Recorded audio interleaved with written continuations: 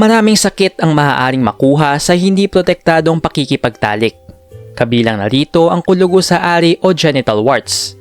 Kung hindi ka pamilyar sa sakit na ito, ang itsura nito ay may hahalin tulad sa cauliflower.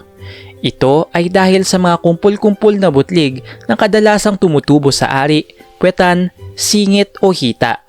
Ang kulugo sa ari ay lubos na nakahahawa sapagkat ito ay sanhi ng isang virus na tinatawag na human papillomavirus o HPV. Bukod sa pagkakaroon ng kulugo, ay posible ka ring makaranas ng pangangati na may kasamang hapdi o pangingirot. Bago natin simulan ang video na ito, huwag kalimutan mag-subscribe sa aming channel para sa mga health tips and advice at huwag kalimutan pindutin ang bell button para laging maging updated sa aming mga bagong videos. Babae man o lalaki ay pwedeng magkaroon ng kulugo sa ari o genital warts. Ilan sa mga madalas na tamaan ng sakit na ito ay ang mga sumusunod. Una, taong edad 30 pababa. Ang mga taong may edad 30 pababa ay mataas ang posibilidad na magkaroon ng kulugo sa ari sapagkat sila ang kadalasang aktibo sa pakikipagtalik. Pangalawa, mga taong walang ginagamit na proteksyon sa pakikipagtalik. Kung ikaw ay walang ginagamit na proteksyon sa pakikipagtalik, mas mabilis kang mahahawaan ng genital warts. Ang kondom kasi ay nagsisilbing harang sa kung anumang virus na dala ng iyong katalik. Pangatlo, mga taong nakikipagtalik kung kani-kanino. Kung ikaw ay may iba't ibang katalik at wala kang ginagamit na proteksyon, lalong mas mataas ang posibilidad na ikaw ay magkakaroon ng kulugo sa ari. Pang-apat, mga taong mahilig manigarilyo. Ang taong naninigarilyo ay mas mabilis mahawaan ng kulugo sa ari.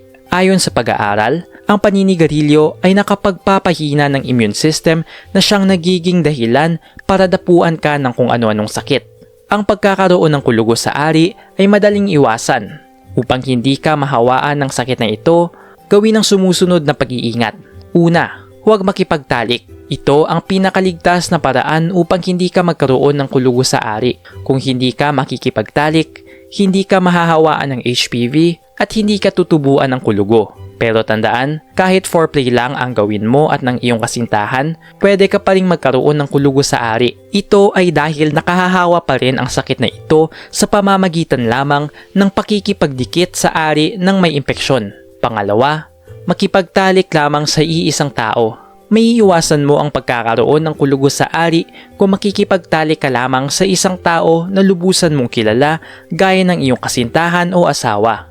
Kung makikipagtalik ka sa iba't ibang tao, hindi ka makasisigurado sapagkat hindi mo alam ang nakaraan at ugali nila sa pakikipagtalik. Pangatlo, gumamit ng kondom.